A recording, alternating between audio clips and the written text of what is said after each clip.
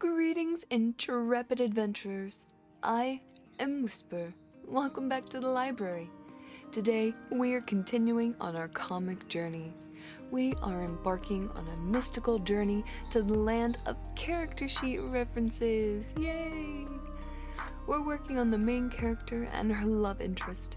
If you missed it, I did a video on making mood boards for these two last time. I'll drop the link down below. Alcott and Lyra are two of the most important people in the story, and, admittedly, two people I draw a lot, though I do tend to draw Lyra more. But we are making them actual proper reference sheets today. I admittedly started to make an Amaranthin comic digitally, but I honestly wasn't in love with how it was turning out. It felt a bit too clunky, but that's why we are going to try making it traditionally instead. I went back and forth a lot about whether I wanted to make a digital reference sheet or not, but I figured since I'm making the comic traditionally, I might as well also make the reference sheet traditionally. It also gives me a little bit of a chance to figure out how I'm going to do the black and white color, since it isn't something I've ever done before, but I welcome a challenge. Now, everybody does reference sheets differently, so I went on Pinterest and pulled some up to give me a little bit more of an idea. I found Meet the Artist posts to be actually really helpful. In animation and character concepts, they often do a turnaround. It's good to see your character all the way around, but also demonstrates that you understand how they would work in a 3D sense in the world around them. So I started with Lyra, our heroine, our leading lady. I would describe her style as a bit alternative, a bit punk. She has gauges, multiple piercings in each ear, her septum, and 2 piercings in each nostril, but she usually wears a nose chain to connect the inner two. She likes sheer shirts and Converse or boots. She spent a long time getting comfortable in who she was after her parents tore her down a lot. The pants I drew her in, I envisioned them in kind of a mustardy yellow with black and cream plaid, and the socks would match that cream color, and the sneakers would be black. I never know how to pose people, but since this was going to be my reference, I tried to think, what would Lyra carry with her at all times? I gave her a checkered phone case with a little Gengar phone charm. Also, I gave her a bag of her work stuff. It's covered in pins and patches that she's collected over the years. I struggled with what to put in it, but then I thought about what's in my own purse. So Lyra's art bag consists of a spare set of glasses, her contact case and solution so she can swap out when her eyes get tired. She has a phone charger, of course. There's a couple of mini hand sanitizers, a fidget toy that I modeled after my favorite one, a half-read novel that she's definitely hasn't touched in about 3 months, but is there in case she gets bored while she's out. Of course, there's a sketchbook, a mechanical pencil, markers, her work laptop and charger, and the travel drawing tablet she has. She wouldn't bring her expensive display tablet anywhere it might get broken. Lyra also has a few miscellaneous things rolling around in her pockets, like a handful of crystals she's forgotten the name of, or even where they came from.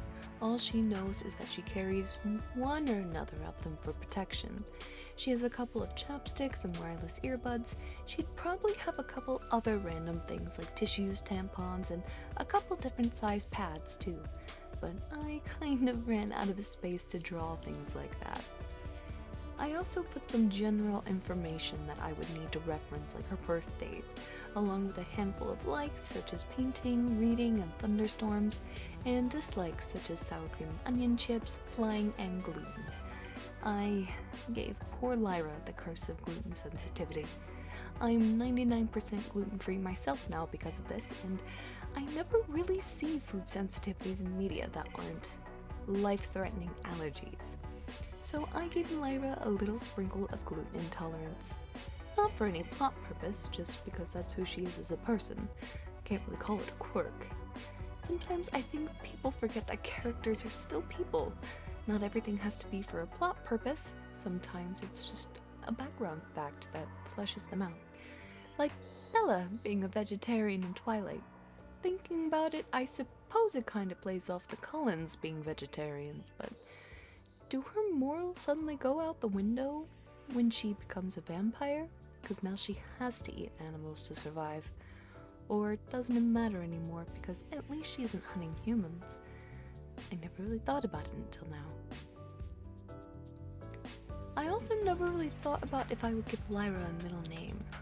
Maybe it would be something with an M, like Melissa or Michelle, or the good old-fashioned Lyra Marie, which would fit for the decade she's born in.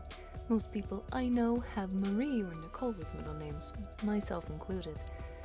As for Alcott, I had a bit of a vision, or in my head, but I always struggled trying to get the face shape right.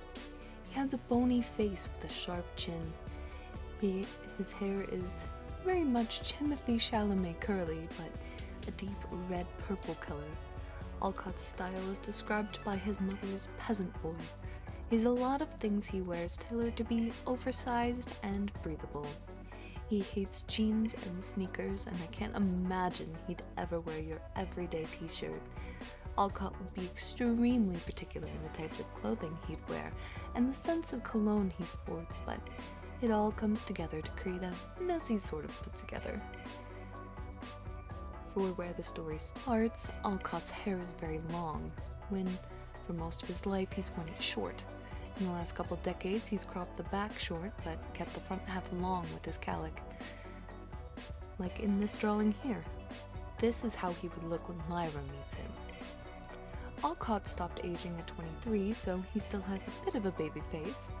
I keep forgetting how old I made him, floating somewhere around 600, but I pinned him down to 650 officially, making him born November 13th of 1373, and just enough of a dumbass to have missed all of the important historical events taking place, though he did meet Joan of Arc when he went to France to have himself beheaded just for funsies. His mother made sure that all of her children had well-marked birth dates, since she didn't actually know her own. Dismembering himself is one of Alcott's favorite pastimes. In fact, doing really anything that would kill a mortal is some of his favorite stuff to do. He literally cannot die. Even if he's blown to smithereens, he will always come back. So what else is he supposed to do? For their first date, he took Lyra to see the Kelpies. What are they gonna do? Drown him? He does make sure she's safe, of course, since she can die, but being reckless and childish is just a large part of who he is. I wasn't really sure what to give Alcott. He doesn't always carry a bag, but I drew a few things he would probably have on his person. A few extra cigars, his favorite lighter that's in the shape of a horse, and he likes reading historical fiction written by modern authors because he gets a chuckle out of all of the inaccuracies. He reads these the same way we read campy romance novels. He also carries a thin, enchanted book that is always full of thousands of poems, despite its size, that the reader can read any poem ever written in history, even ones not put into the public eye. So be careful what you write, because it just might end up being read in a magical book. Lord Sinclair here is a 100% family-oriented sim. Wrestling with his brother and wreaking havoc on his sisters are two of his personal joys. He loves that he'll get to annoy them until the heat death of the universe, or until they get tired of existing and offer themselves up in sacrifice to make a human immortal. Whichever comes first. The household of Sinclair is a tight-knit family unit. Even if one or another moves out and away for a while, they always come back. Being used is one of Alcott's biggest dislikes. Nobody likes being used, but he found himself victim of it far too many times. Being just a means to an end. But he also really hates green beans. He might almost hate them more. I had a bit of a difficult time trying to eyeball which color to use for his hair and his clothes, but it came together in the end. A bit darker than I would have liked, but it didn't end up horrible. Plus, I just had a new marker set come in as I was recording this, so I'll be using that on the next set of character sheets. There are a much larger array of tones, so I should be able to give everything a little bit more definition. And there we have it. We took our very first steps down the road to making comic, manga thing. I'm going to be making mood boards for each set of characters before I do their character sheets. I'm so excited to be going on their journey, and I'm so glad to be able to bring you along with me. With that said, I hope I get to see you in the next one. Until then, keep dreaming and farewell.